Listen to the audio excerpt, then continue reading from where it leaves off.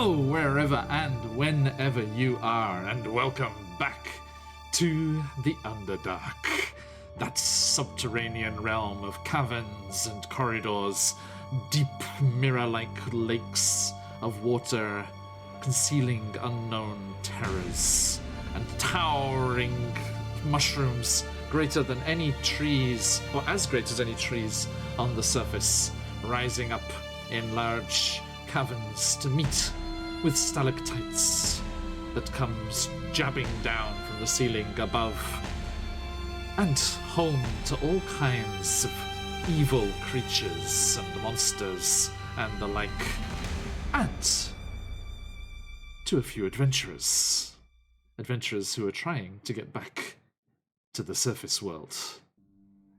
Hi, hello to those of you who are already with us. Hey, ZZ, how you doing? It's good to see you, mate. A friend of the show there. Very excited for next week. And we kick off our new campaign, written by said CZRPG. Hope you're having a great day. And let me just shout out a few of those there. Now, as we get things rolling here, before I jump down to those players of mine that you see lurking at the bottom there, let me give a few thank yous and shout outs, not only to CZRPG for always supporting our channel and being a great friend to us all here, but also to the fine folks at Sirenscape, purveyors of fabulous music and sound effects for your games that you can pipe all over the world. Those two people down there are respectively in New Zealand and the US. And so you can see that these musics and sounds are going all over the world almost instantaneously, and you're able to share the ambience and the sounds that you want as a DM with all of your players. And it works equally well at the tabletop as well, especially if you've got some nifty surround sound speakers. I've never tried it, but I imagine it would be fantastic. Do head on over to Sirenscape.com and give them a try for free. And if you want later, after a month, you can become a Super Siren subscriber and have access to all of their stuff all of the time. Now, that said, we do have other sources of music and sounds. It's just that rather eerie music you can hear playing in the background there. We are big fans of the YouTube channels Dark Fantasy Studio, Travis Savoy, and Epic Journey. Head on over to any of our VODs on YouTube. Let me get the link for you there. And you can also get access to all of those fabulous sources of music for use in your projects too. And we also like to say one final thank you, and that is to the fantastic artist who did this great character art and my DM picture there, the fabulous Ryutoshi, aka Celebman, over on Instagram. Let me get this here out of the Abyss art. There he is over on Instagram. Do head on over there, and if you're lucky enough to catch them with their commissions open, you too can have access to some fantastic art like these beautiful pieces. Now, that said, last time we were here in the Underdark, we were in a lost tomb, a Netherese tomb that had tumbled from the sky when the cities of that said empire also came crashing down as the weave was broken and magic was sucked from the world. This tomb plummeted further than some others as it went crashing through the upper layers of the material plane and found itself lodged in a crevasse down in the bottom of the deep Underdark here. Our adventurers, guided there by a strange voice in Elora's mind, found themselves in the tomb, eerily preserved after its fall from grace, if you will, and exploring around they found vast treasures, and they had to battle some rather nasty undead as well, but Elora is now the bearer of Dawnbringer, is that right? I keep forgetting. Why do I keep forgetting them? Oh, okay, I didn't. Okay, good. I will be confident about that someday. Yes, now the proud bearer of Dawnbringer and a Moonblade. So, night and day. Got them both covered. As you also discovered some other potions and treasures and a big ton of coins, which is very nice. And then you went on. Hey, Scarlet. No worries. Cheers. You went on your merry way and explored deeper and further into the Underdark as you are questing in search of the Myconid colony, Neverlight Grove, where you think your Minotaur friend may have headed.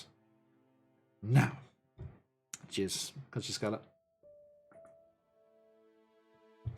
You had a fairly uneventful journey at first. You were able to avoid the dangers of a gas-filled chamber, thanks to Zakan's knowledge of these local areas.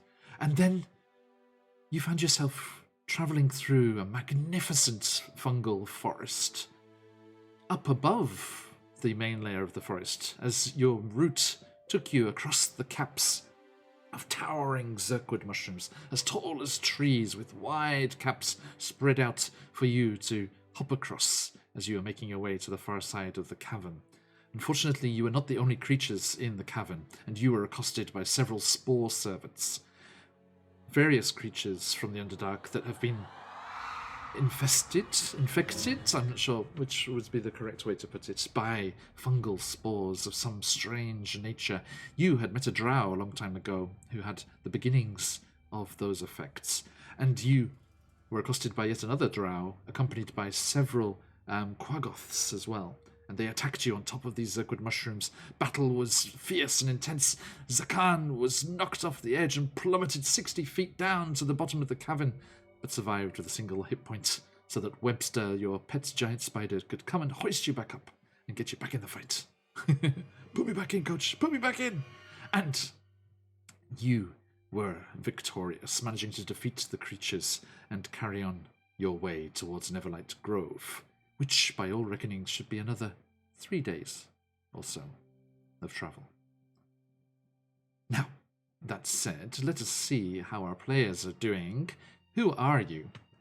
Who are you playing? And where are they at, Zakan? Well, I get to go first this time. Yeah. Hi, I'm Steven, and I am playing Zakan, said Asimar Ranger / cleric who was down to a single hit point. Bungee jumper without the rope. Yeah, a 60-foot fall, I think. A 60-foot fall is bad at the best of times, but Zakan is over 100 years old, and they've spent that whole time down here in the Underdark, serving as the Lightbringer, which is their divinely given mission to find people in the dark and guide them to where they need to go, which for most is out of the Underdark. Yes. As quickly as possible, please. Okay, thank you. Elora, please. My name is Sam. I play Alora Lustrous. She is a high elf rogue assassin, level 5 now, from Ristraner, a once now destroyed city, which she ran away from to start an outlaw band, stealing from the rich and giving to the poor. While doing so, she was captured by the drow with these lovely people, and is now trying to get everyone home while also using her newfound weapons and perhaps going home to found a new city. Noted. Thank you. Right, okay, and that brings us back to the group of you. As we can see on the screen here, our starting screen, the group of you with your various NPC allies, the Sverfneblin trio, the twins, Topsy and Toby there, as well as Jimjar in the back there. And you are also accompanied by Prince Derendil, a elven noble transformed by an evil wizard into a quaggoth. And also Eldith, the shield dwarf scout, who found herself lost down here. And last but not least, at the back there, behind Webster the giant spider with Corbin riding on the back. Unfortunately, Buns is unable to join us today. But we have Esmeralda, one of Elora's bandit group that was also captured down here and is now reunited with her glorious leader. And alongside Esmeralda there, you see Rumpadump, the little Myconid sprout, who is very excited to be returned back to the home he knows so well, which is Neverlight Grove. We brought back a Myconid. not the one that we originally had. Not the original one, yes. Yeah. Unfortunately. Yes, poor little Stool, okay, the original Myconid friend from the Drow Slavers camp, sacrificed themselves through some strange magics to restore the party to health when it seemed that all was lost some time ago. I'm just wondering which of you is going to start hungrily eyeing Rumperdump if you start getting into very dire straits again. Do the thing! Do the thing! Do the healing. Okay. So, let us get going once more. And you, emerging from the other side of that mushroom forest, very quickly, as quickly as possible, search for a suitable cave to set up camp and take a well-deserved long rest. Ooh, thank God. Yes. What kind of arrangements do you have for the watch during the night? So I think we do it in like 3-hour shifts or something is generally how it works out, or 2-hour shifts or whatever. Okay. Yep. We're like, yeah. You two, well, no, Elora, you only need 4 hours sleep, right?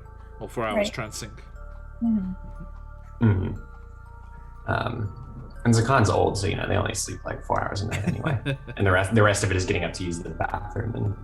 And so I think we probably are like splitting good at watch and bad at watch person, and like having to at a time sort of thing to cover our directions. Okay. Yes, and yeah, with the group of you, there's plenty of you to do this, so you can all work together and keep a good eye on what's going on. There, as I said, are 3 days remaining of your journey towards Neverlight's Grove. Zakan, how does that first day go? Roll me a d20, boy. if you would be so Let's kind. Find out. I've got a long rest. I'm fine, Yeah, right. So All these old bones are hurting, but you both reset your character sheets. let me pop that on just now. Elora, could you check Dawnbringer if it has charges or things that need to reset that might not be automatic? Some of these items, they have the reset at dawns kind of thing. Yes, the lesser restoration charge. Okay. Yeah. So if you have that one checked off, then release that, make that available again. Got it. Okay, Zakan, how was that D20? A 14. A 14. Okay. Let's see. Okay, can you roll me another D20, please? You do find yourself, and this must be connected to your proximity to Neverlight Grove. There is yet another fungi patch that you come across here, much like the towering Zergwood forest you went through before. Yeah. How'd you go? I will still roll the extra d20, but like seeing this, Zakan would probably check for any tracks, like fresh tracks of things which might ambush or whatever. Yeah, good plan. The d20 itself is another 14, weirdly. Okay. Give me a survival check for the tracks, looking for the tracks. Not wanting to be like ambushed or whatever. Good, safe way to put it, yep. Ooh, lordy. That is, what is that? 27. Wow.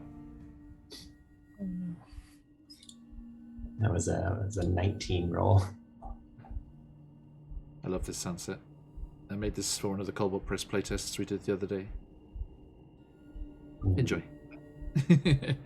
This is including some music from the new Wild Beyond the Witchlight. Nice. Yeah. It's really cool. And yeah, any sunset with a ominous heartbeat in the background is always good. Okay. You, Zakan, are venturing through this fungi forest, marveling at all of the colors and bioluminescence that's around. And there are some tracks faint. They seem to be fairly old. And they don't seem to be belonging to anything unnatural. anything that you would particularly worry about. You do actually see with interest that there are several Rothe tracks. Are you, Stephen, aware of Rothe? I am not, no. Okay. Rothe are the sturdy, kind of like Highland cow-esque cattle that live here in the Underdark. Oh man, did they have like the really nice long hair? Absolutely. That Highland cows do? Yeah, absolutely. Yes. Yes, there are. Sometimes they are, owned by people and herded by people. Other times they do occur naturally as well. You would say this looked like a small family unit of Rothe, so probably not anything's a herd belonging to anyone. There weren't any accompanying like a tracks. caravan. Yeah, there weren't any tracks that were moving with it. Cool. Yeah, some wild Rothe. Yeah, I would say you definitely saw some in the Duragar city, like from a supply caravan, like a merchant's caravan or something. I'm sure they would get used for that. I just want to do like Underdark cowboys, like Underdark cattle rustlers. Absolutely. Okay. We could do an in-canon side game of Deadwood. Is the system called Deadwood as well? Or am I just thinking of the TV show? Oh, no, actually. What's it called? What's the... Someone in chat. Knowledgeable people. Deadlands. Deadlands is what it's called, sorry. I remembered. We are actually in the little sneak peek for anyone who's watching at the moment. We are in the process of preparing a mini campaign of Deadlands, run by our own Josh, aka Tuln in Rime with the Frost Maiden, Firemore as was in Descent into Avernus. Yes, so we're gonna have some rootin' cowboys. Sam, please don't tune in and be offended by the accent. I want to hear them accents. There's a guy in my local campaign who plays a sort of priest who's now a lone gunman type. Mm-hmm. But early on, he decided on this like sort of Texas drawl for him, and he's a Kiwi. But it's actually quite good, and I take a lot of entertainment from it. Good, fair play to him. Yeah. Right. Okay. So, so nothing too concerning as a camp, and you start to move through the fungal grove here.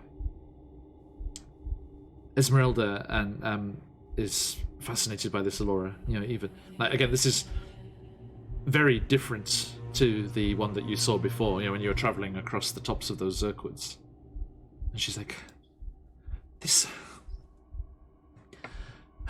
entire place, Alora, it's just...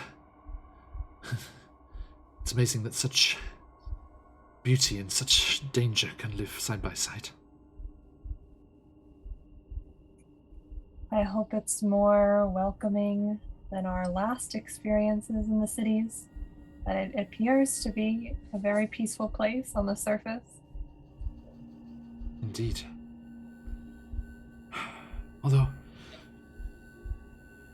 do you think this is the outskirts? I think Rumperdump was saying...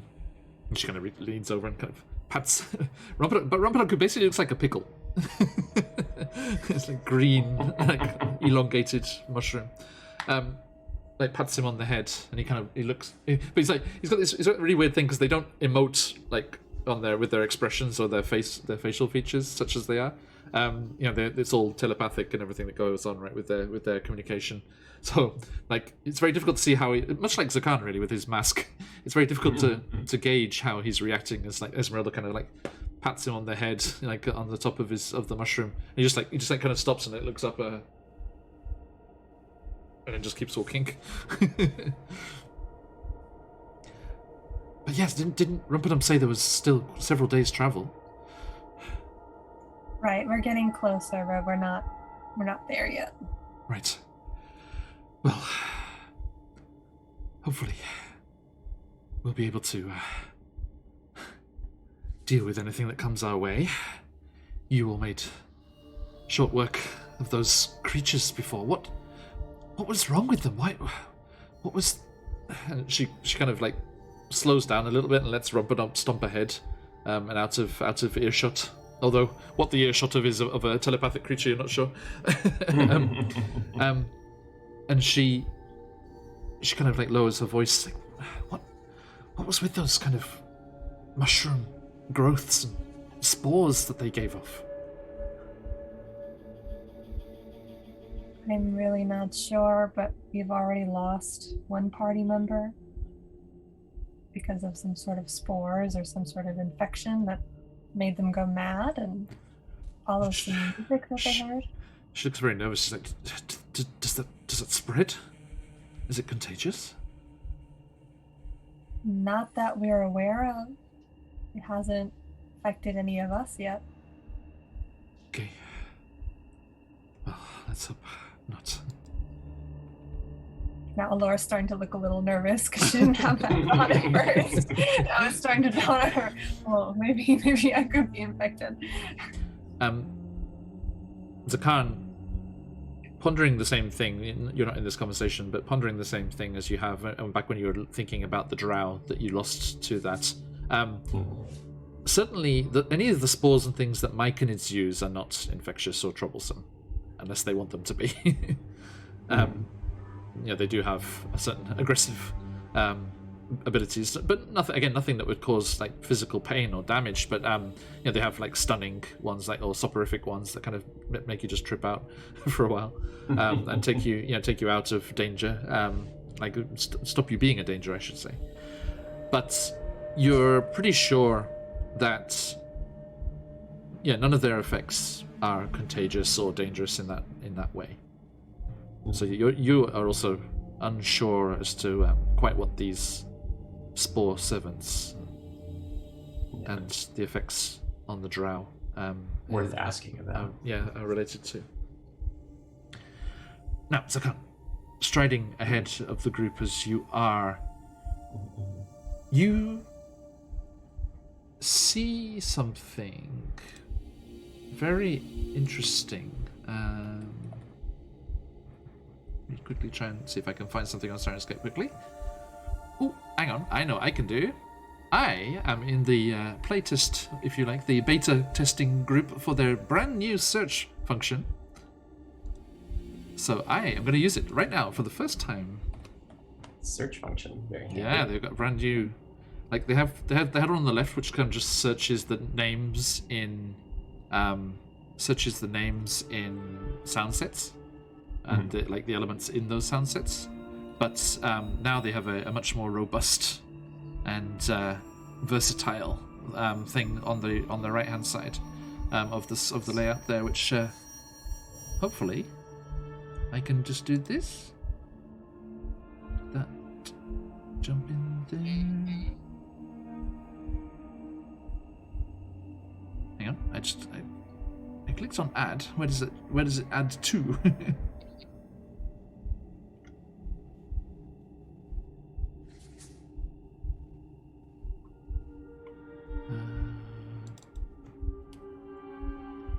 Maybe I need to have the thing selected.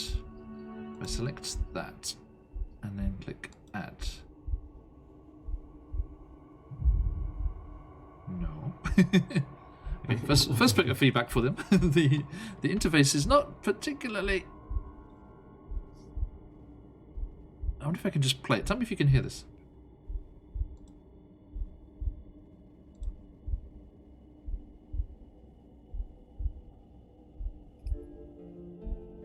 I hear a change in music. Yeah, you can hear like a harp, crescending, rising scale kind of thing. Dun, dun, dun, dun. Okay, good. So yes, Zakan, as you're making your way through this fungal thicket, you start to hear the strummings of a lyre or something ahead, and there is a glade, if we can use the forest term, ahead, where there is a clearing in the stalks of all the various mushrooms, and where the spores, the bioluminescent spores, are kind of gently floating around the space. And whilst a thicket of zirkwood stalks, trunks, I suppose I should say, blocks your view, there is a silvery light illuminating the interior of this grove.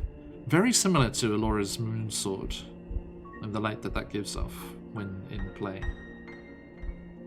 They hold up a signal, to stop, which I'm sure is very familiar with this group. I feel like Zakan makes them stop for like everything that's even mildly suspicious looking. Yep. Like a patch of moss that looks shifty. So they hold up a hand to stop, and can they like take a listen just for a couple of moments to see if they hear like voices or any activity or things like that? Yeah, give me a perception check. Yeah. Hey, Quims. Quims just jumped in and said, only 2 left, eh? You just keep on killing them off. No. Yeah. I have not killed anyone. Buns is busy moving house today. Only been 30 minutes, and yeah. My number's about to get called as well. For perception, and thanks to the support of Quims, that was a natural 20. Look at that positive influence you have there, my friend. Okay, if you got them, folks, let them fly. And you listen carefully, and you're very aware that there's just, despite the orchestration of the piece in Sirenscape, there is just a single plucked instrument being played, and no voices. No voices, and just the instrument, and like it's coming from like a certain location. Like it's not like weirdly magical or odd or anything. Doesn't seem so. No. Like this is a person with a lyre, most likely, from what they can tell. There you go. Let's try this one. Ignore the bird song. I'm gonna do something that Zakan has actually not done on the stream, although probably has done like during camp and stuff. They pull out their lyre, which they are able to play. Okay. Because Tidra is a patron of music. Indeed. And on many a lonely night on their own in the Underdark, they have been comforted by the sounds of the lyre, and they play it to add some beauty in life to this place. Okay. They pull it out, and they're going to play like attempt to sort of play an accompanying sort of thing to the lyre. Okay. You have an advantage crystal, but I would like a performance check, please. Yeah. Let's see. It's not fantastic. That's what.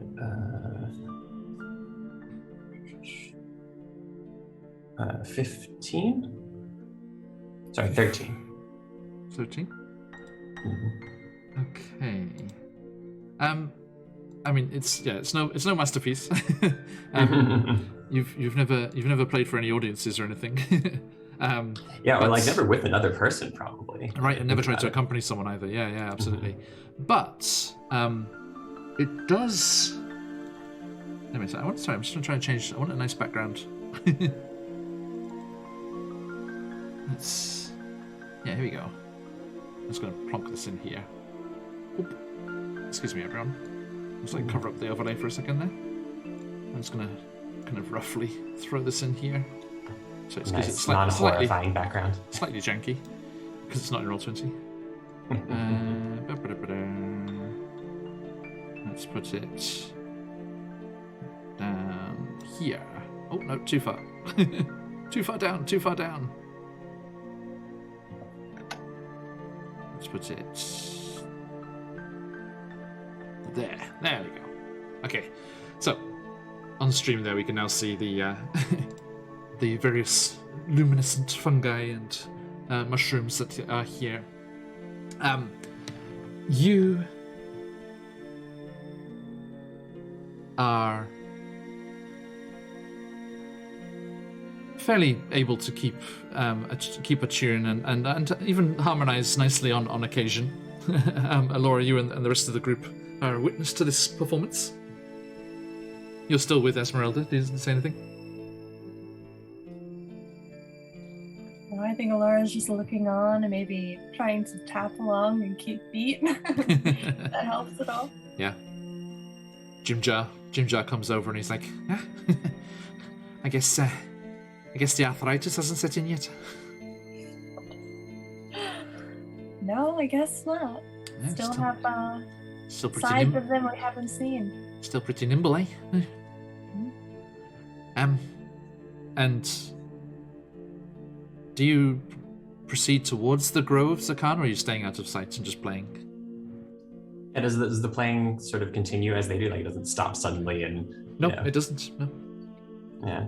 I think, that they do for a moment or so and just sort of enjoy it. And then there's, maybe some natural break in the rhythm. Mm-hmm. And they turn back to the group and say, we should be cautious, but I believe this may not be a dangerous encounter. And then they'll go forward. Okay.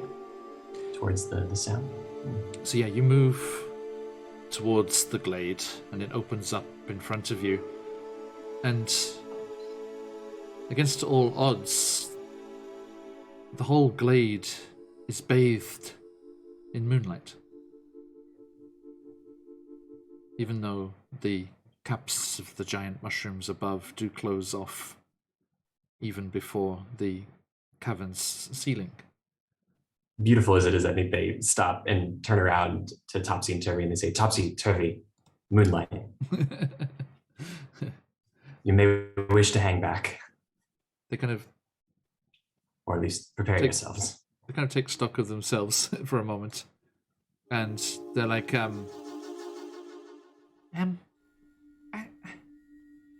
don't think it's natural. It doesn't seem to be having any effect. Oh, good. Wouldn't want this to turn into a dangerous encounter. Prevent that if we can. Also, I think we've got a bit of a bit more of a handle on it than before. When Elora rushed into battle and drew the moon sword, it didn't force us to change. I think it's more of a, if it's kind of an unawares kind of thing, Let us know should it become a problem. Yeah, will do. And you pad forward. The rocks, carpeted somewhat by some kind of dark green, frilly moss, making it quite soft underfoot. And as you round that thicket of Zirkwood tree-like mushrooms, you see the interior of the grove proper. You do see the various colours of bioluminescence that are present throughout this entire grove of fungus, but they are washed out somewhat by this moonlight that comes down from above as if there was a natural moon in a night sky and bathes in silvery light a single figure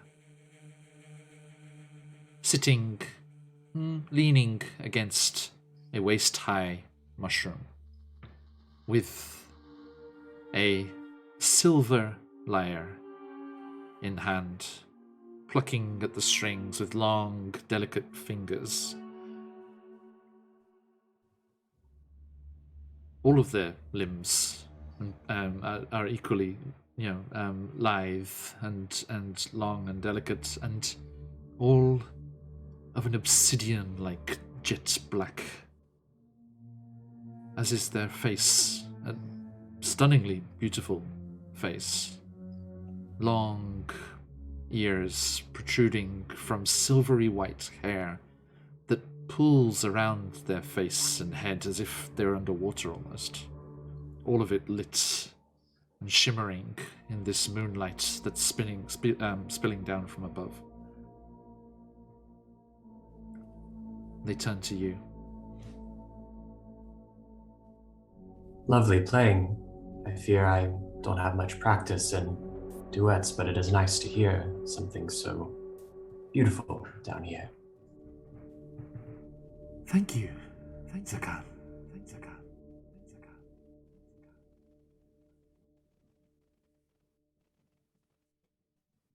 The rest of you too. Their posture stiffens somewhat, but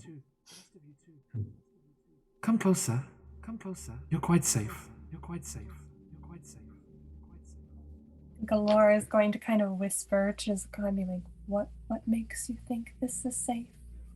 Why do you trust this person? Oh, no one bad plays the liar. All the same, you stay here, I'll go first.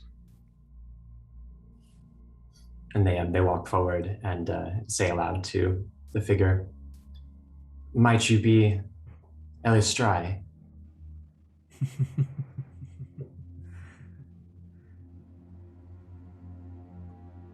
I'm afraid it may be a little while longer until you are graced by her presence in person. But you're thinking along the right lines. I am one of Elistrai's ladies of the dance.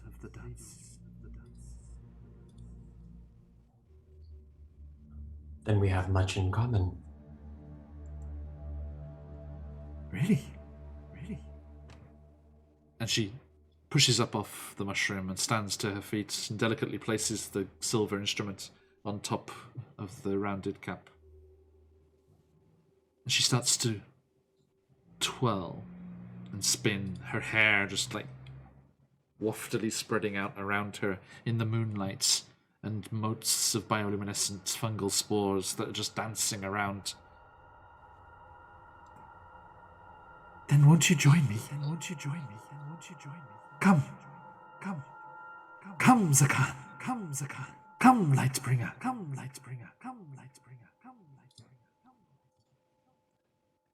Oh, I meant more the servant of a celestial divine patron thing, not the dancing thing. I do not dance. Very well. It is not for all. Although I am disappointed. She pouts a little. Perhaps in my younger days. Teasingly. Although I do not age so gracefully as some other races. And also I fell 60 feet just yesterday. Quite a distance. While they're sort of chatting, can they surreptitiously set off their primeval awareness ping? Sure. To detect celestials, fae, fiends, elementals, all that.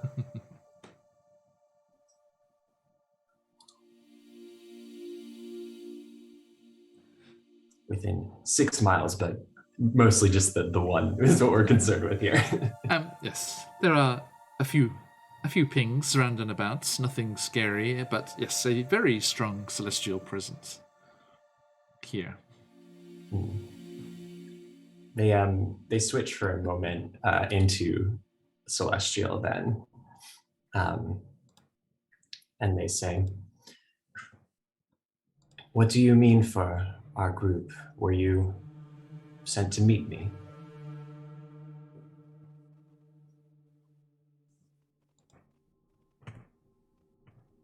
Yes. Just to encourage you. Let you know, no matter what trials may lie ahead, greater than any you have faced before. You are on the right path. And in the absence of former guides, Elistrai and us ladies of the dance do watch over you all. She gestures with a long ebony black arm to the rest of the group as well. Still in celestial, Zakan, kind of takes a moment and they go, to you Do you know what happened to her? To Tidra? And the figure looks slightly sad.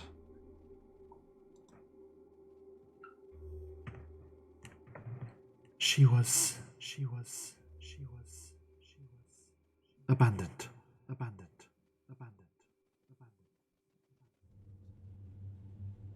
Not by any of her followers. You and the others did so much good work in her name.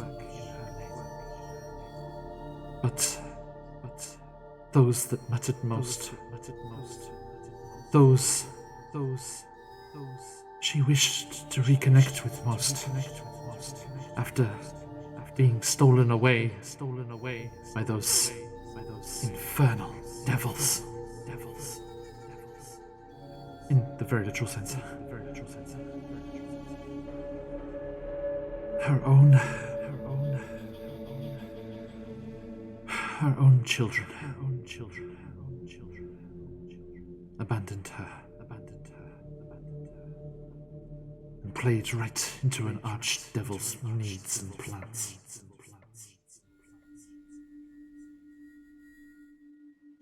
There are those in her realm who are not very forgiving.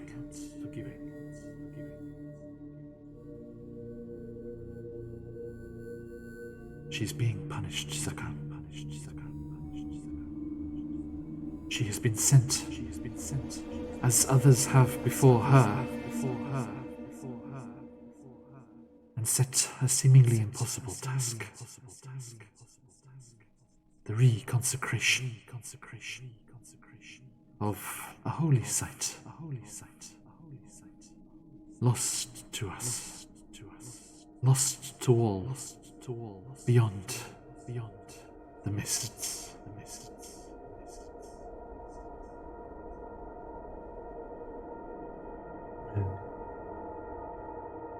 When I finish this task, and they gesture to the group, when they're safe, when I do whatever it is that Elestra is asking of me, would your mistress tell me how to help, how to find Tidra? She's my only family. She's everything that I've ever had. I need to help her. What little life I have. These things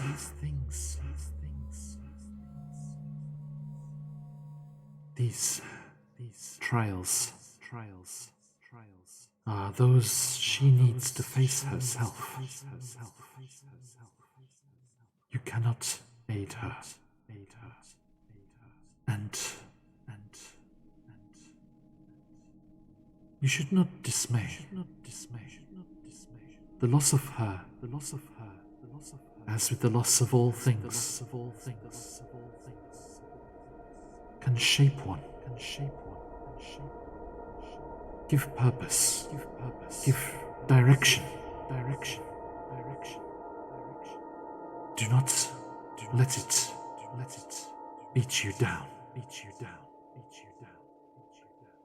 And besides, she was not all you've got. Look here with you. Those that travel with you. Those that trust you. Need you.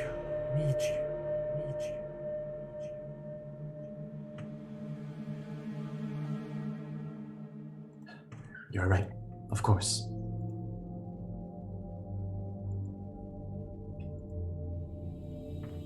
I just hope to hear from her one more time. After the vision, after so long of waiting, I had thought then.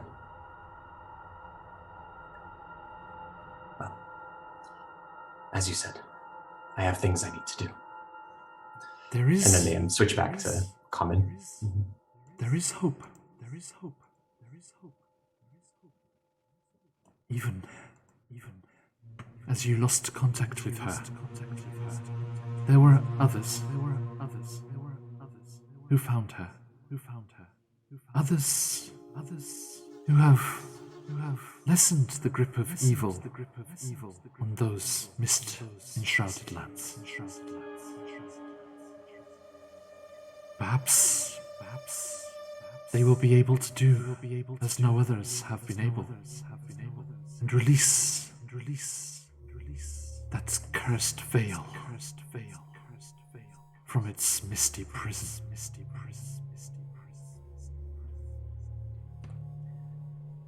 Everyone, do tune in to Barovia and Beyond.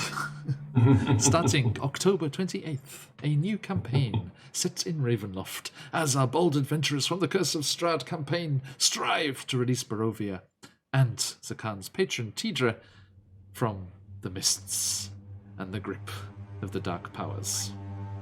Give them your support. They're so sad. They're pretty high at the moment. They just got rid of Strahd. Oh no, I mean Zakan's very sad. Oh, Zakan is very sad. Yes. Yeah, they switched to common now after that bit of celestial talk. Yeah, and sort of straightening back up a little bit and taking a deep breath. They motion for the rest of the group to come over, and they say, back to this messenger. So, what would you say to us? What would you have us do? You notice, and Laura, you see this as well, that the Sverfneblin are very timid, very nervous in her presence. This is not a being as they would appear. This is something else, and we can trust what they have to say. I do not believe they have ill will for us.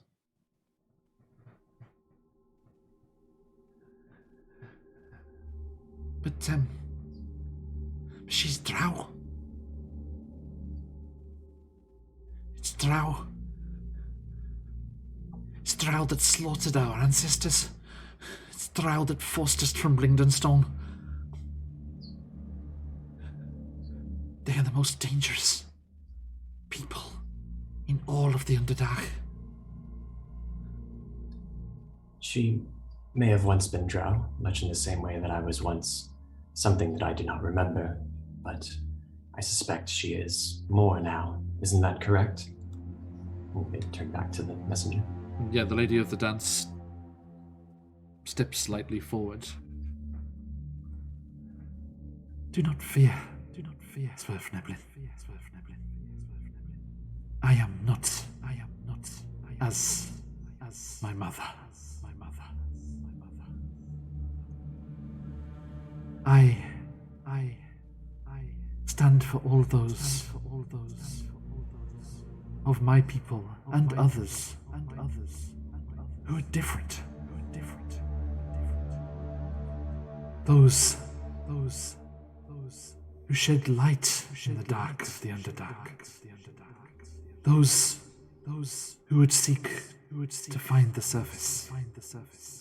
Much like many of you. Elora, Esmeralda, Eldith. May you find your way back to the great sky.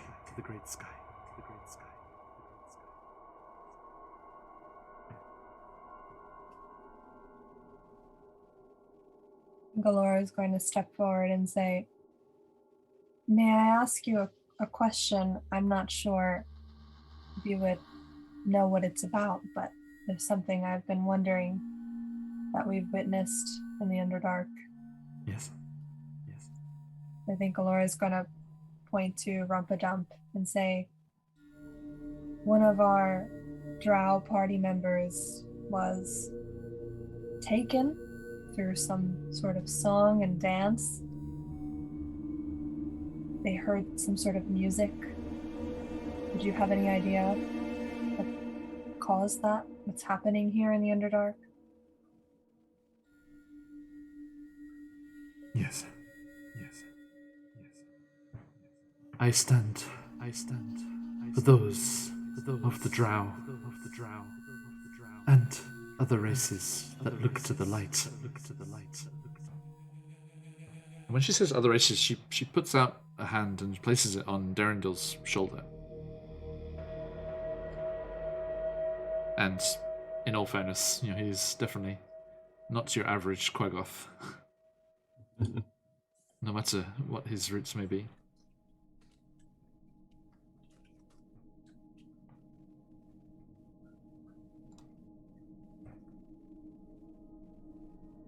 I stand for those that look to the light. But there are those in search of power. Possessed of a greed that look to the dark.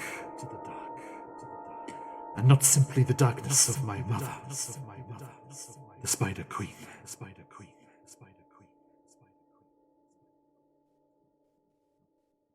There has been an accident.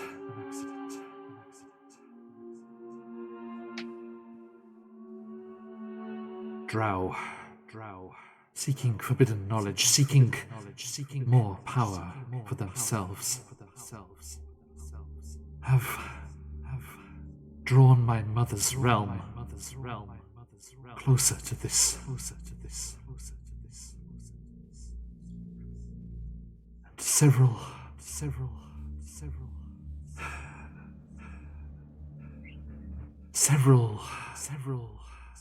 representations. Heralds of chaos, madness, have been brought from the abyss. Here. You yourselves have witnessed them. Did you not see a herald of the Demogorgon and the Dark Lake? He is not the only one that has been brought forth. And it's not only their heralds in person. There are effects, there are consequences to their presence. And she is here. The queen of rot. The queen of decay. Not all fungi are as bewitching and beautiful as these. There is another side to that natural turn of things. The consumption, the decay, the death inherent. And there is a demon.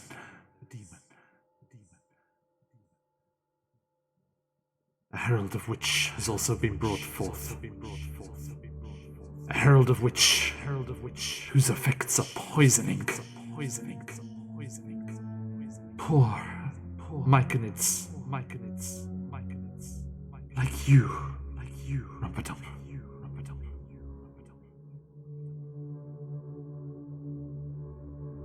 Zugtamoy is her name. And you must beware.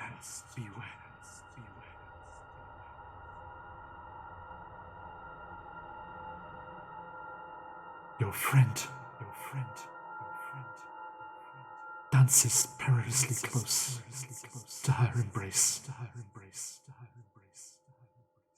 And all of his muscles, all of his might, even that glorious rage will not protect him.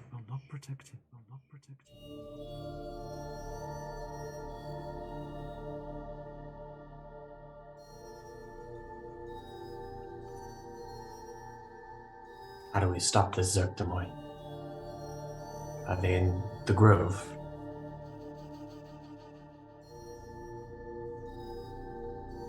It is impossible to be sure, but all is not well in Neverlight Grove. Tread carefully. But make haste. For Ignatius' sake, if nothing else.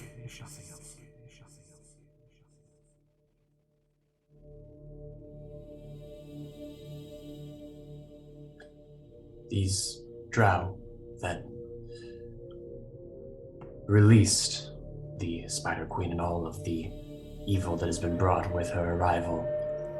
Is there a center where they are? A place where they can be stopped?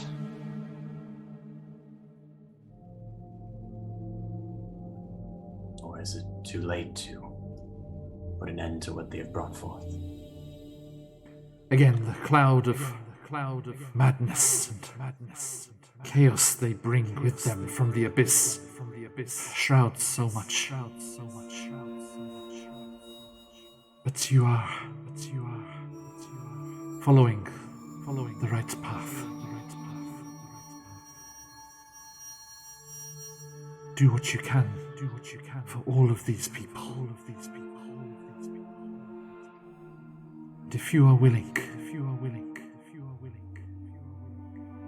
we would have you stand against the madness. Stand against the abyss. And turn it back.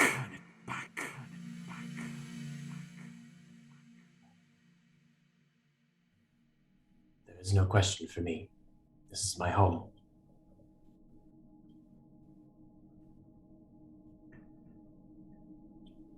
Do not fear. The path that may seem to take you away.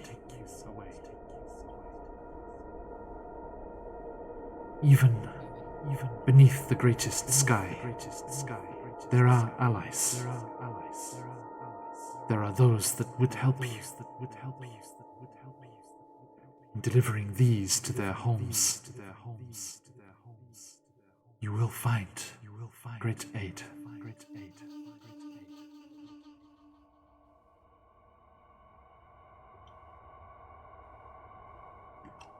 This is not something to be taken upon lightly. Prepare yourself, Zakai. All of you. The way is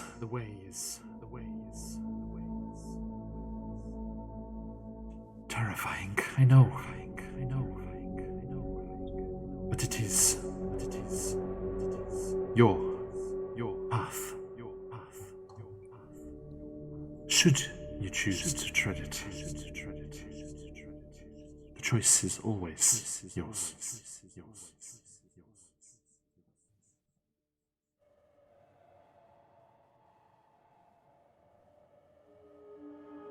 Can't imagine that the terrors we've encountered will stay here. I'm sure they will affect us all at some point if left unchecked. Indeed. For now, it is only a presence, only a danger felt here in the Underdark. But, Your Highness, you have the right of it.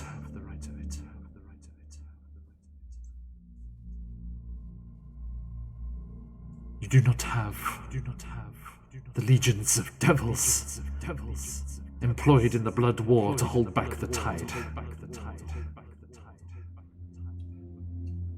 If the abyss is allowed to go unchecked, if these heralds are allowed to finish their song, all shall be lost.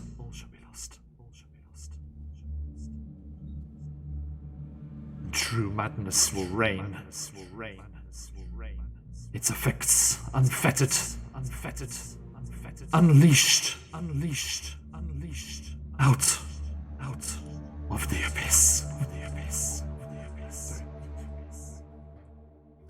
Roll credits.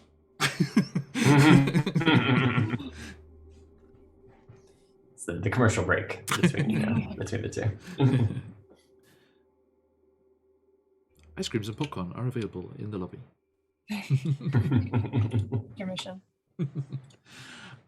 Sorry to break from the scene and take a wild tangent. I saw Dances with Wolves, the Kevin Costner epic.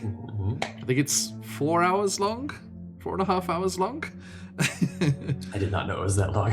Yeah, I saw Dances with Wolves in the cinema, and they had an intermission, and the scary lady with the ice creams came down to the front.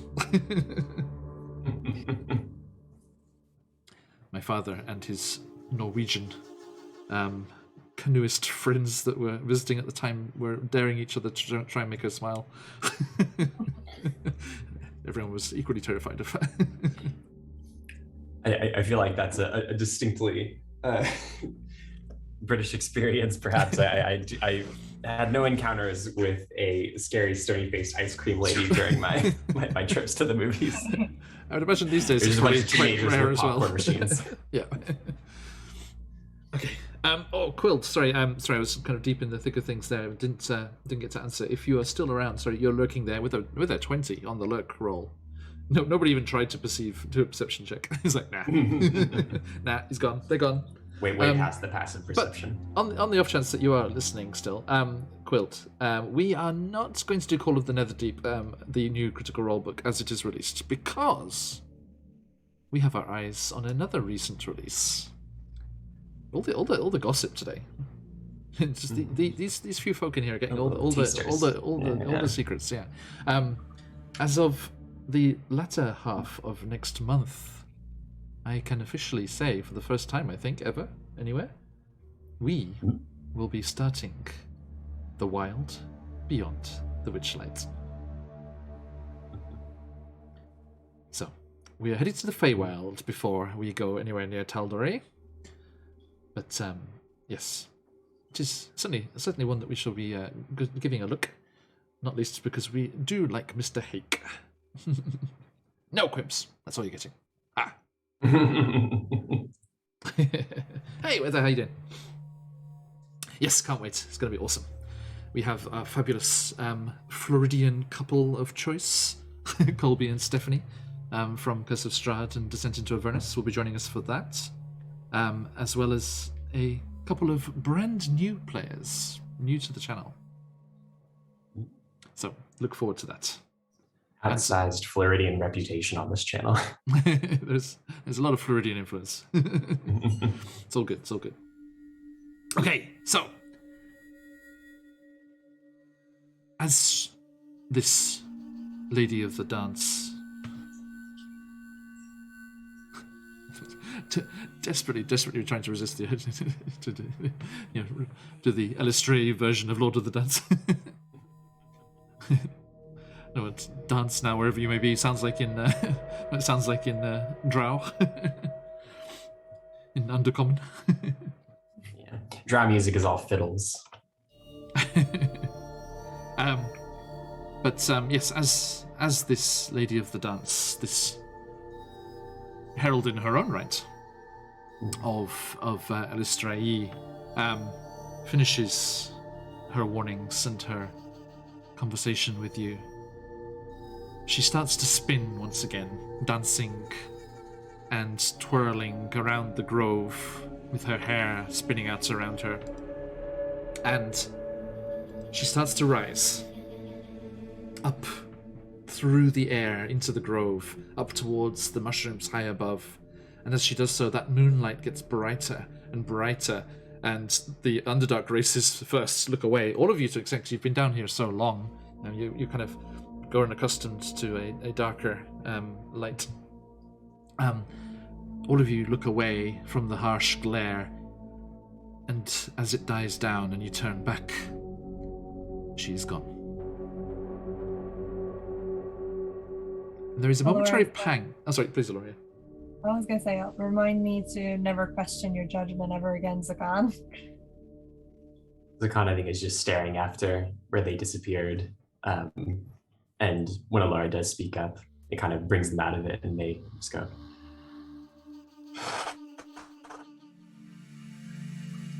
Yes. there is a Some slightly things. unearthly and unnatural sense of loss that all of you feel as the Lady of the Dance disappears. But it passes. And looking back with another sense of regret at the comfy moss beds of the grove, because it is far too early to rest, you continue on your way and leave this fungal thicket. You start to get a certain intuition for celestial encounters. Well, I noticed you seem to have a connection with them. I couldn't understand what you were saying, but it seemed to be something very important to you. Someone I care about a great deal has been lost to me, although perhaps not permanently. And any news of such a being is welcome. If there's anything any of us can do to help, please let us know. My hands are quite full with the purpose that you have all bestowed upon me. It's been quite active for the first time in quite a long time, so I think it's a lovely distraction. Right. One crisis at a time. And perhaps warn me from standing too close to edges next time. Not as spry as I once was, and my days of cave diving are long behind me. We'll keep you squarely in the center. Let us go find our large friend before he dances his way into eternity, or whatever it is that happened to Sereth. Yes, that was quite worrying. I didn't get to ask about that before she left. So it sounds like we will have quite the encounter with this Zerktamoy. Yeah, Laura, when you mentioned Sereth, she did talk about Zugtamoy, so you do think it was her effect that did that? Oh, I mean about Ignatius. Oh, I see, sorry. Only hinting that Ignatius is being drawn into that, perhaps. Right. Maybe facing the same danger that Sereth faced.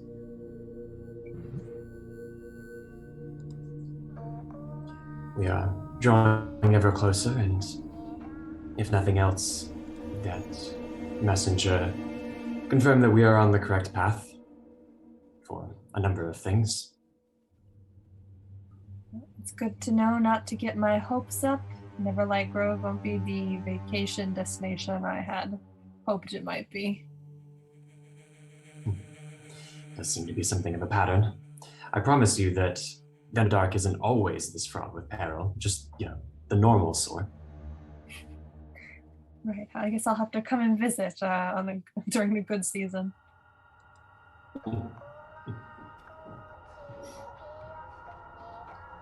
Okay, we continue on. Okay.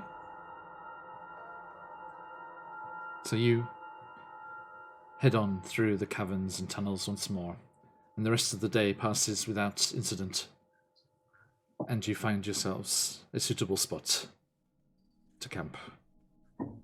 2 days out from all reports from Neverlight Grove.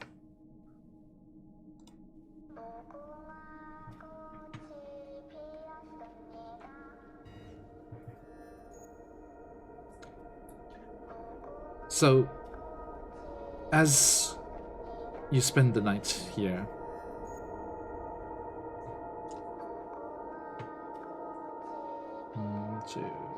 say 1, 2, 3, 4, 5, okay.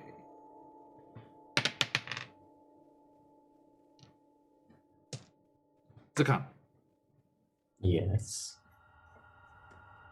who are you watching with? Let's see. So I guess going off of the previous, matching a good watcher to a less good watcher. That way we don't have a shift where it's like two, Yeah. two dweebs. Let's say for interest that it is Zakan and Jim Jar. Okay. You start the evening, as always, just trying to keep aware. You try to detect any immediate dangers with your senses. And again, there are the normal dangers. Let's get rid of this mushroom. Oh, Sure. familiar horrors. Yes, just those ones. And let's bring you over to this one, shall we?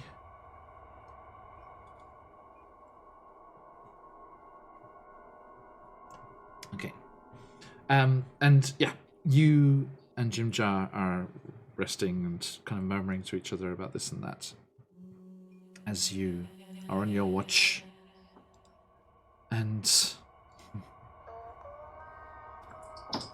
Jim Jar must have been exhausted from all of the things that are going on today. As his eyes start to droop a little mid-watch.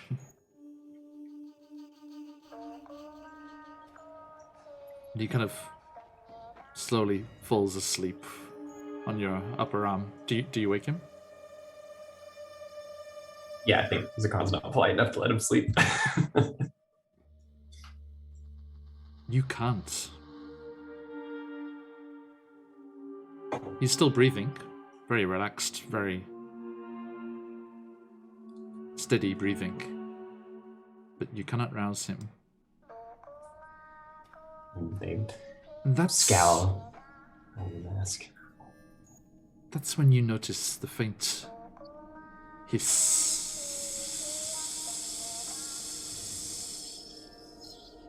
Right on the edge of hearing.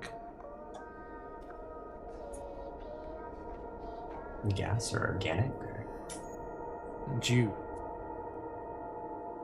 find your eyes becoming heavier and heavier. Do they have time to call out? Please? What do you say? Just kind of stumbling. And... Everyone, wake up. Cover your mouth and nose. No response. As it seems the gas pulls lower down, where they're all lying prone on the floor. But it rises and reaches you. And you go down to one knee first, before your eyes also close. And you feel yourself falling.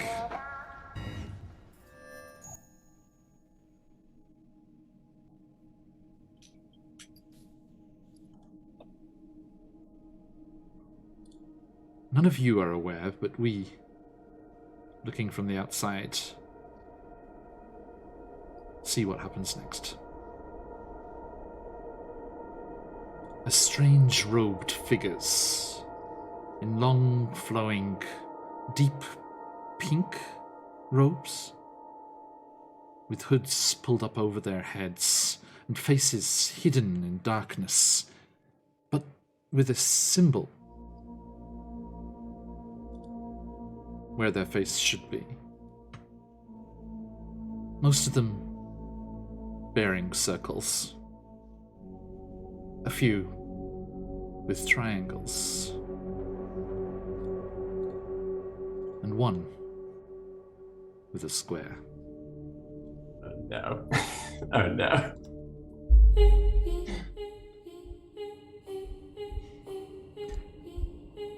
The figures lift your slumbering forms and carry them off down the tunnel, heading in the direction that you had already been going.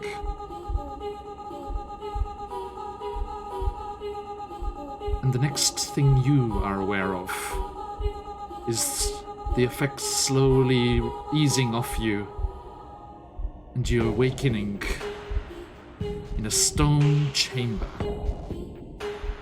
A stone chamber lined with statues of tentacle-faced beings.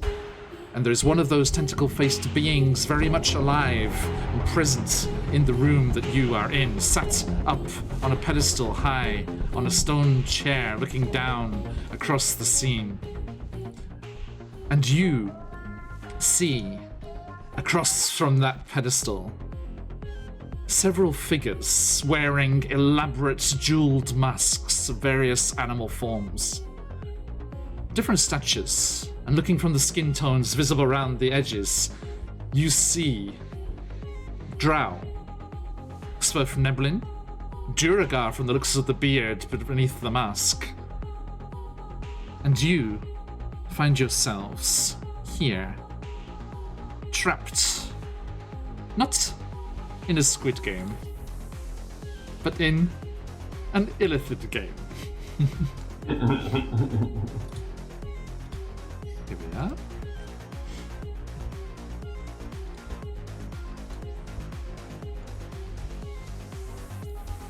How dare you?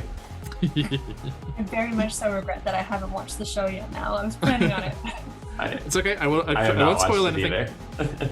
But yeah.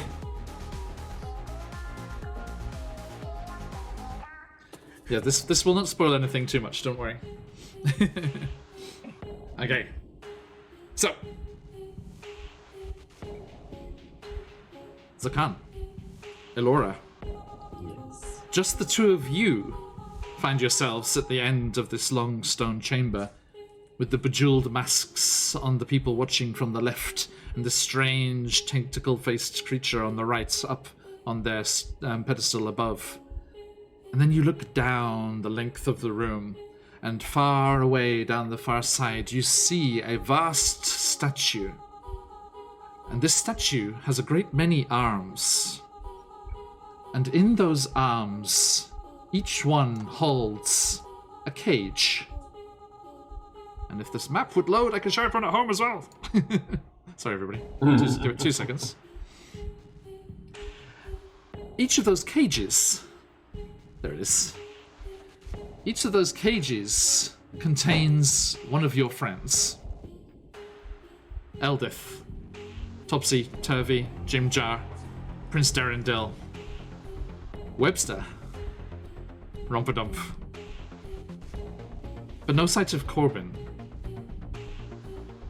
And all of them are trapped in these cages.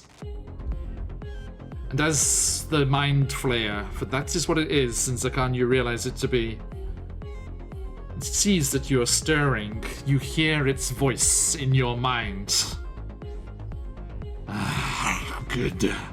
You have awoken.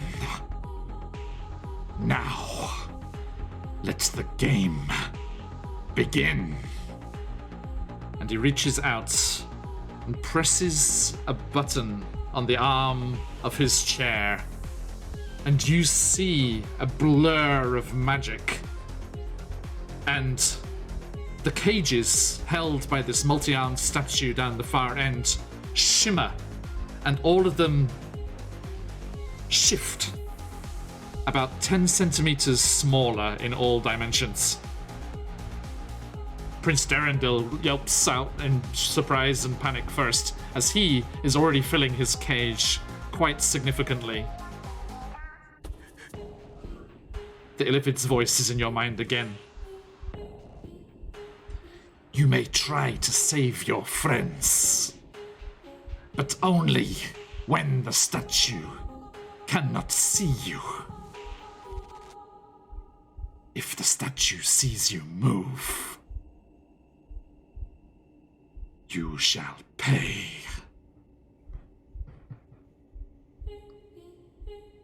I assume we're been relieved of our weapons. Yes, indeed.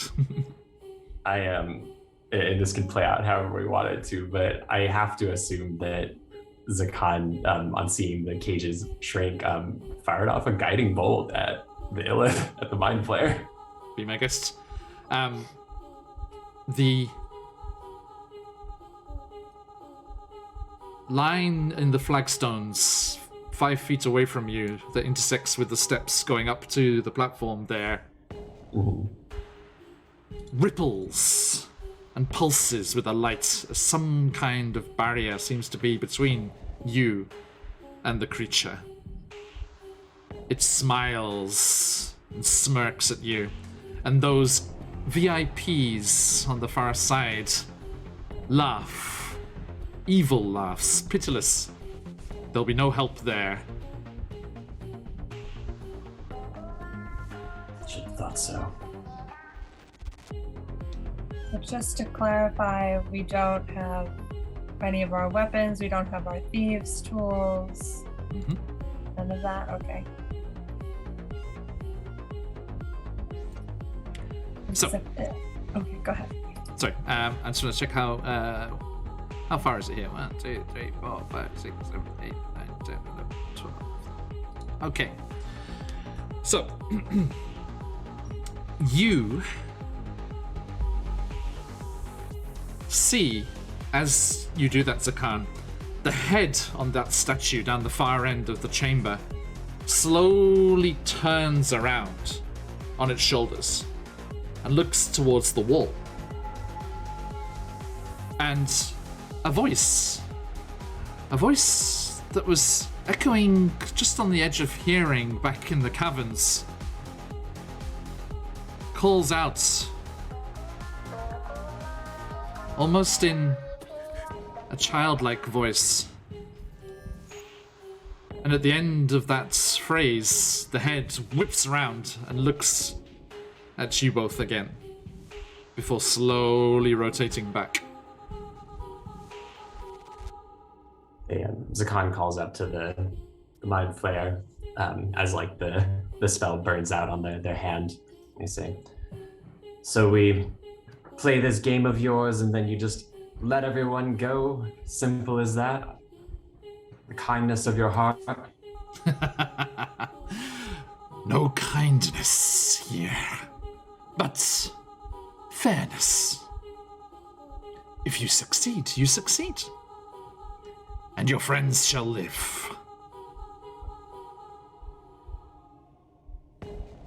I wouldn't dally too long.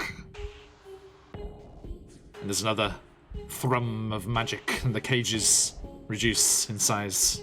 Another 10 centimeters. You hear the cries of your friends. Zakan, help! Elora, please! Seems we have no choice. God, can you become invisible? I cannot. I don't know what the conditions are, but if they can't see you, then... I have disguise self. Above the table talk, I have disguise self, but I don't think that allows for invisible, if I recall. I think that's a whole separate thing. And then their normal invisible thing applies if they're in pitch black, then they cannot be perceived. That's all I've got. Well, if we get the lights What they do have, though, in this place, could you potentially go invisible? I could, although I would not be invisible to magic. And that may very well be what we're dealing with here. I can make our chances a little bit better, though. And they do a gesture, and their eyes light up, and they're going to cast a bless on themselves and Alora. Okay. Which grants an extra D4 on them. Let me give a shout out here while we're here. I just want to give credit where it is due. Let me make sure I get this name correct. A massive hype to the incredible Samuel Kim Music, who does lots and lots of very cool remixes of things that are in the popular attention at the moment. There are lots of amazing Kimetsu no Yaiba remixes and things up on there as well, and and Attack on Titan stuff and all kinds of things in there. Do check them out on YouTube. I will put the link in the VOD when it goes up. And this is their remix of the Squid Game theme music. Nice. Now, yes, excellent. Also, a massive shout out to the wonderful people over at the Arcane Library for this lovely map, which is part of something entirely different. So, Okay. you So, casting bless. cast bless on yourself. Yep, and you would say, judging slightly meta moment here, you would say, judging from the speed with which that head turned, that you will require about 6 attempts to move forward at your fastest speed. Because, I mean, of course, you could clear this distance in a round normally if you were dashing, but the period that the head is turning away is not a full 6 seconds.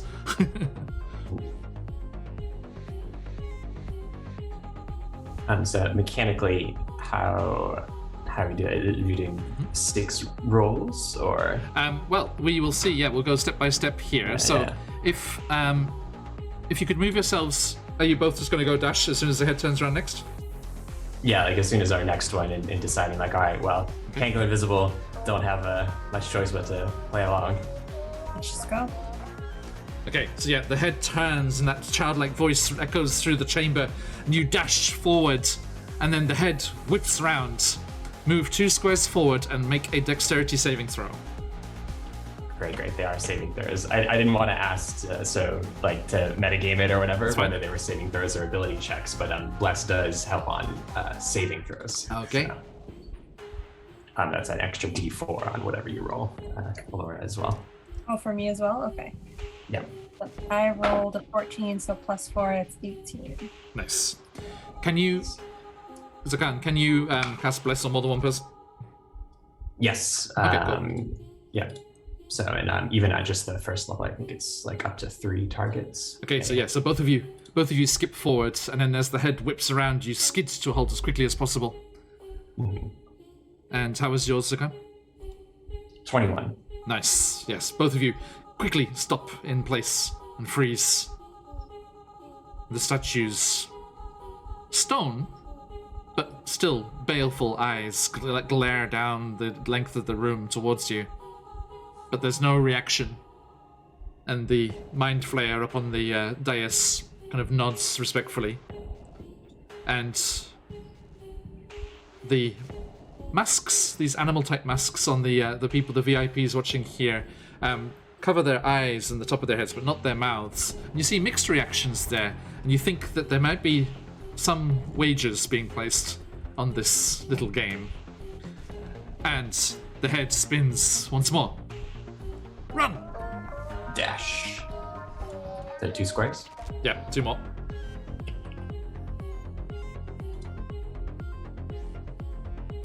And you dash forward once more. Please make another dexterity saving throw. I got an 11, so plus 4 is going to be 15. Okay.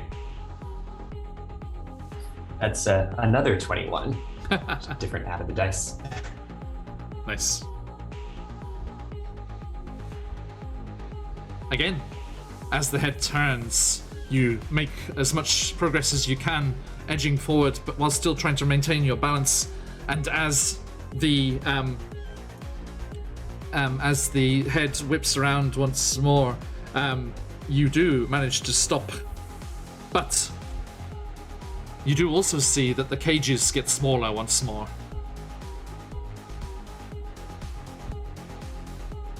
Darendil's is almost already like pinching him, and there is a slight drip sound.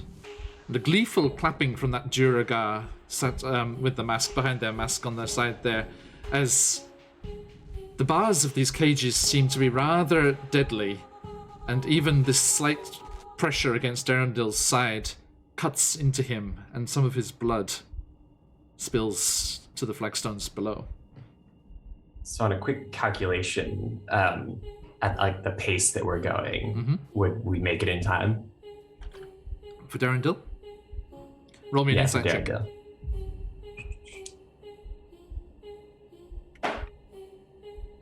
That's a dirty 20. You think not. One of us is going to need to go faster. The voice in your mind again. Both of you. All or nothing.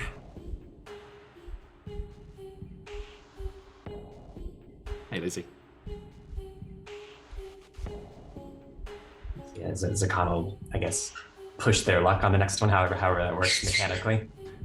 Okay. Yeah, Allura as well. Try to Yeah. go as far as possible. Okay. You put in a little extra effort and are slightly more reckless this time, so you can both make that saving throw again, but with disadvantage. Extra D helps out. But you may move 4 squares.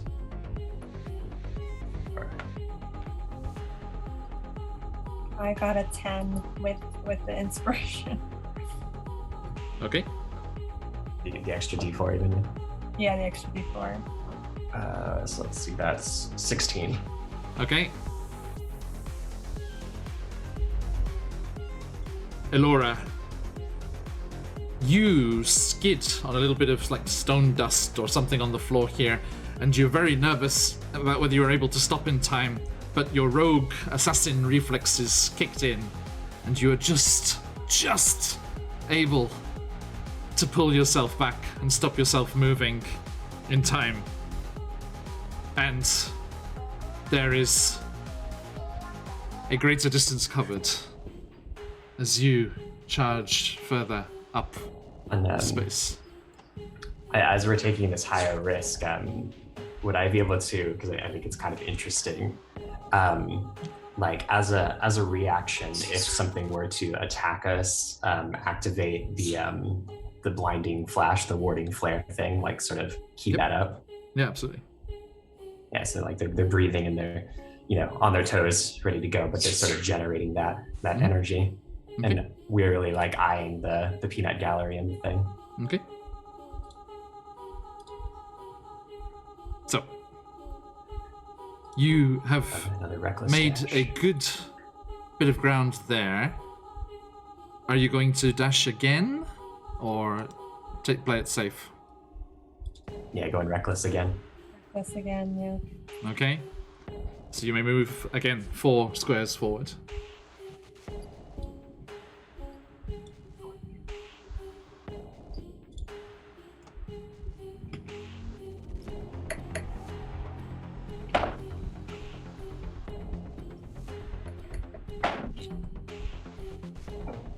Yeah, I got a 14 both times. Okay. Also a 14. Okay.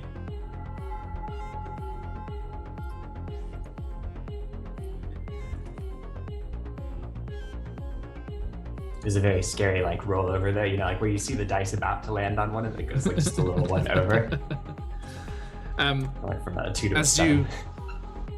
As you arrive at the entrance to this larger chamber where this statue is holding the cages with all of your friends trapped inside, magically reducing in size as you edge closer and closer, the head spins round again and you both force yourselves to stop despite being so close to saving them, being able to help them. And there's another shimmer and the cages once more reduce in size. Darendil screams in pain, but it's not a death rattle. And you see them get very badly cut by the bars of this cage, and the other also getting much closer to your smaller friends, your more diminutive friends, as the cages all get smaller and smaller. And there is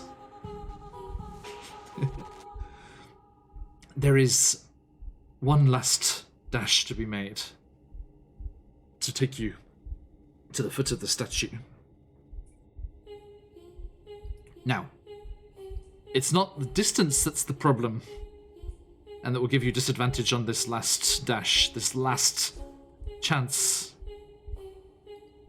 There is the problem of Prince Darrendel's blood spilled and pooling across the base of the statue, making the surface slick and difficult to stop suddenly.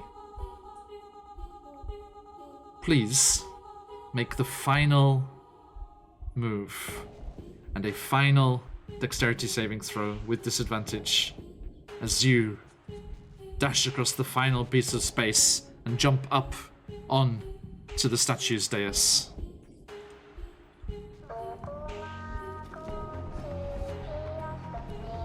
Laura's blood is boiling right now, doing everything in her power not to turn around and attack them. Okay, I got a 15. 26. With disadvantage? With disadvantage, I rolled 2 18s. Quims, I know you're on my side there in chat. This is what we like to call bullshit. There's some decently good rolls. Also, I don't think I've really used Zakan's dexterity savings throw that much, but it's a +5. Yeah, why is this a ranger thing that they have pretty decent dex? I think it's a ranger thing. Yeah. Okay. You dash across the last bit of space, intervening, the last wide open bit here between you and the dais of the statue, and you leap up onto it.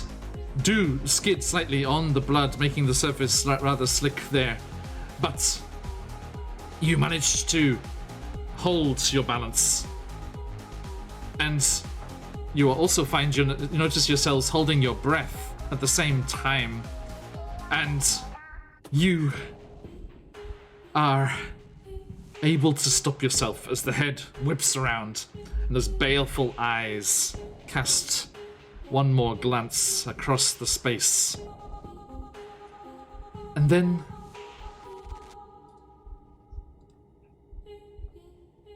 there is a slow clap. And the Illithid's voice in your mind once more. Very good. Congratulations. And it levitates up off the stone chair where it was sitting and drifts out of view behind the wall that's there. The drow looks like a priestess from her robes, a priestess of Lolth, and her attendant, a male drow behind her. And the Duergar look very angry indeed and stomp off through a side door. The Svirfneblin grins ear to ear. Thanks very much. Made me a pretty penny, that's one. I will find you and kill you all.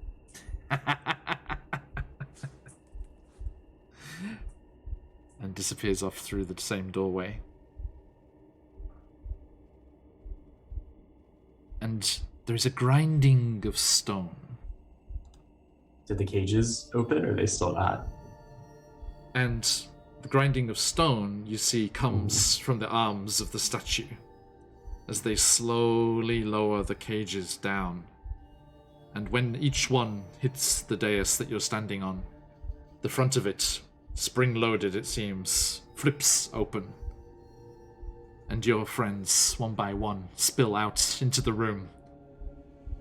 Darrendel clutching at his side, where the razor-sharp bars had started to slice him into little pieces. How bad off is he? Is he just kind of like cut and bleeding, or is he like bad? No, he's going to be okay. You'll get a healing hands for 5 hit points. I wasn't planning on that little section of it until we were actually in the encounter already, but I just couldn't resist seeing what if Alora would risk the others to save him. Or if there would be a certain calculation of acceptable losses. Laura is like, you know, we may not always get along, but you didn't deserve this. Thank you, Your Highness. Maybe you deserved it a little bit, but you didn't deserve to die. I told you, but you can thank Laura. That's fine. And sorry, quick shout out. Thanks for the follow, Leon Kennedy. Thank you so much. By the way, landmark, is that what I'm going for? A landmark moment back in Rhyme with the Frost Maiden on Tuesday. We crested over 800 follows. Thank you, everyone. Hey, absolute congratulations. Pleasure. Leon Kennedy, do give a look in your Twitch Whispers later. I'll give you an invite to our followers Discord. Anyone else who is watching, welcome. I hope you're enjoying things and like yourselves a little bit of Squid Game reference, a little bit of Zeitgeist in your morning. I just wanted to do a quick shout out here. If you are not giving us a follow already, please do so, and jump on over into our followers Discord as well, where you can get sneak peeks at character art and share projects of your own and art of your own, or whatever, and just hang out and chat with us. Anything that you fancy. We do send an invite in the Twitch Whispers over. And if you miss one and it times out, do just give me a shout and we shall send another. Do not to worry. Okay. So you are all okay and left alone in this strange, barren stone chamber. Zakan casts another guiding bolt into the face of this statue. It explodes in a shower of stone and dust. At least that felt good. Galore is just giving her worst death glare towards Elias on the statue, just staring at them, trying to kill them with her eyes if she could. Has everyone left the room? Yeah, there's no sign of any of the VIPs or anything. If they walk back into the room, are those barriers still up? The on the VIP side, yes.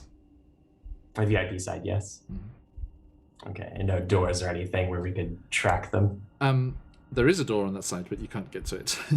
Yeah. But there is just memorizes their faces. Mm-hmm. There is also a door behind where the throne was, leading down, steps leading down from behind the throne and out into a stone corridor. If you follow that. So that's probably our only exit, eh? Mm-hmm. Jim Jar pipes up, the... and Webster's kind of like hissing and like bouncing up and down like on his 8 legs. Oh gosh, Webster probably got cut up pretty bad too. He's a big boy. Yes, he is, but he's okay. He just kind of wrapped his legs around himself like in the middle. And he did one of those spider ball. Spider ball. But no, he's looking agitated for a different reason as Jim Jar pipes up in a similar vein. Where's Corbin? They weren't in here with us. And they went with you. You didn't see anything when you woke up or when you were put in those cages? No. Just those freaks. Imagine that. Betting, placing wagers on human life. He looks a bit sheepish. Never do that. It's only if the participants are willing. It is despicable. We need to get searching if Corbin is not here. Aye. And Rumpadump looks quite excitable as you make your way down this stone passage from this weird game arena. It emerges out through a stone archway carved and faced with a smooth grey stone back into natural caverns and rough stonework of the Underdark proper. And moving... Oh, thank you, Liam. and moving off a little bit, Rumpadub starts to get more and more excited. And he starts to twirl. And those rapport spores, the spores that develop that psychic link between you, that telepathic link between you all, start to spread. And you hear his voice. We. Closer.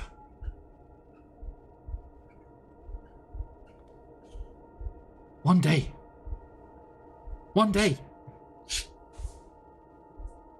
I know this place.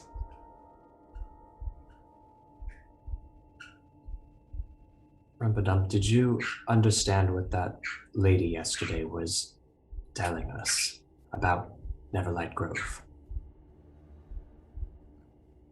Rumpadump, scared.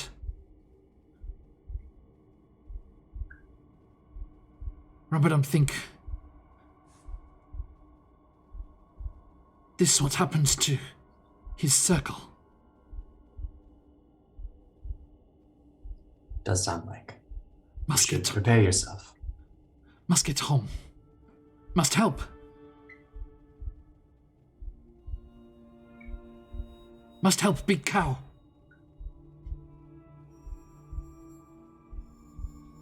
Oh, Ignatius, yes. Yes. For those of you who have recently joined us, Ignatius is their missing barbarian friend who is a minotaur. They were talking about those underdog cows. Yeah.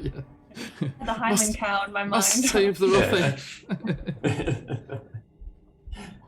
Rumpadump is a rancher by trade. Oh wow. Now I really want to do that cowboy one shot in the Underdark with Myconid cowboys. Family's farm in dire financial trouble. Banditos. The Dirty Dozen of field mushrooms. Okay. Indeed chaotic. We're looking forward to finding him wherever he's wandered off to, and having him back with us very soon. Now, Rumpadump just heads off, like, boldly in one direction. Any idea like where we are in relation to where we set up camp? Not a clue. Not a clue. Not a clue. No. But you do find at the entrance to that tunnel all of your gear, neatly stacked and awaiting retrieval. As like little cubbies. This did seem, it's like like the onsen changing rooms with the baskets. That's what I was thinking. We put all of our stuff back on. And yes, you gather up your things, as this did seem to be just for some kind of strange, twisted sport. Everyone, do give Squid Game a watch. Unless you are averse to fairly violent scenes, because it is quite violent. Ooh. But it is glorious as well. Worth the hype. Nice. Mm-hmm. And we shall leave things there. As we leave the Underdark, at least for a short while. A massive thank you to Zakan and Alora, Stephen and Sam. Thank you as always. Thank you. A pleasure. Thank you for indulging me in a little pop culture reference. That's fine. Yeah, I saw it for the first time on Monday. I was like, oh, I have to do something with this. I actually did. Sorry, we tanked your plans with good rolls. No, it's fine. It's fine. I just wanted to, because I think a great deal of themes in culture, pop culture and movies and the like that, also things like battle royale, Squid Game, Hunger Games, all of those kind of things. It is what will you do? Will you make the sensible choice or the tactical choice, or will you go with your feelings and save people? And there's always that, what's going to happen, which ways will they go, and I was very curious to see what would happen with Darendil there. Although not initially. That was once. Once I got a taste for it. What would have yes. happened if we had messed up? There were. If you had failed, the Mind Flayer would have used their stunning blast, and you would have been stunned for a round and missed a round, and the cages would have got smaller. If that had happened twice, or even twice in total, so there would have been a saving throw on that stunning blast as well. So it was a small chance. Yeah. But yeah, if both of you twice or one of you once each, on 2 occasions, if you had been stunned and forced to miss a turn, then Durandal's cage would have been too small. Yes, bit of cube in there as well. Yeah, exactly. Durandal did just help Allura in the last fight. Allowed me to use my sneak attack, so I can't hit him too much right now. It's like evening the balance sheet. Yeah. Indeed. So, thank you very much for doing that. And looking forward to having Buns back, if you can find them. Yeah. Buns, if you watch it, I hope the move's going well. Yeah. I hope that's awesome. Get settled quickly, and we shall see you soon. And we shall see all of you in chat as well. Thank you for joining us, everybody. I hope you had a nice time. Thanks for all the kind words. And it has been a pleasure, as always. But you do not have to wait too long, because Saturday is our next session of Candlekeep Mysteries. It's been quite a while. It's been like a month off. But we are back. And we'll be diving back into Candlekeep Mysteries very soon with all of those lovely people. And then, next Tuesday, they have just received a visit from a god's messenger, much like our players here today. I enjoyed that scene. Thank you very much. And you're getting the voice mod now, right? You're getting the echo from that nicely, yeah? Okay, cool. Yeah, because that's the other bonus which is cool. Yeah, the other bonus of switching to Zoom is I can actually use that. I couldn't use that on Discord. Chat was getting it, and the stream was getting it before, but not the players. Yeah. So yeah, it's nice to let everyone enjoy that. But yes, they have also received a visitation from a messenger of Bahamut with their 7 little canaries. Hat tilts to you if you know that lore. And they are off to continue their adventures in Icewind Dale, trying to battle against Aurora the Frostmaiden and return the natural seasons to the north of the Forgotten Realms. Then we will be back here in the Underdark on Thursday. Or Wednesday evening, sorry, I should add, depending where you are in the world. But I will go beyond next week's session a little bit, just to invite you all to be excited as I am for the first session of our brand new campaign, Chacenta's Tyranny. Far away from the Sword Coast, if you want to experience other parts of the D&D world, we will be over in Chacenta, on the shores of the Sea of Fallen Stars, a ancient Greek-inspired part of the world, because ancient beings created portals that they came through to Earth, and they stole ancient Greeks and Egyptians and took them back to that part of Faerun. So that is in canon a connection with our own world here. And they will be adventuring through there, trying to rise up and fight against the tyrannical rule that has taken seed here in Chacenta. And today I will be giving you a peek at the fabulous things that lie in wait for that as far as the opening credits go. I'm going to show you the opening credits for that as we finish today. And then, that's on the 22nd. We're really looking forward to that.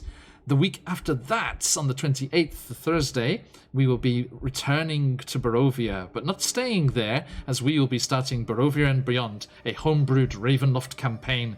Will they be able to return the Ladies of the Fanes, return these Fey entities back to their rightful positions of power, and wrest the control of the land from Strahd, even though his vampiric form has been spirited away, he is still in charge of Barovia, And will they be able to snatch the valley from the grasp of the dark powers and return it to the material plane?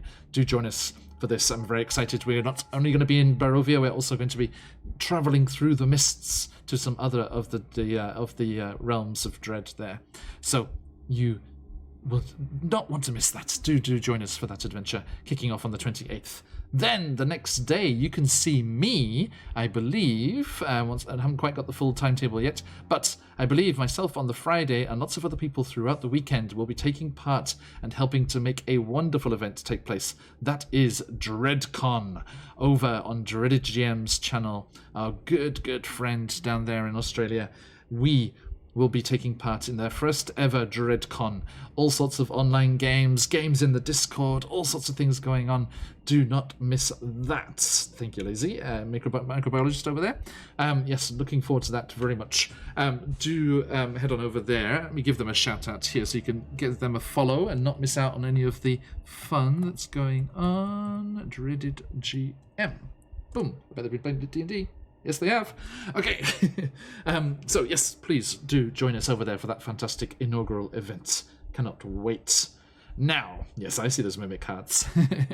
Okay, everybody. That is all for today. But do enjoy the Jacinta's Tyranny opening credits and stick around for the raid as we go on and see who is out there playing and having some fun as we wrap up today. But a massive thank you to you all once more. And we shall see you all very, very soon. But until next time, bye. Thank you.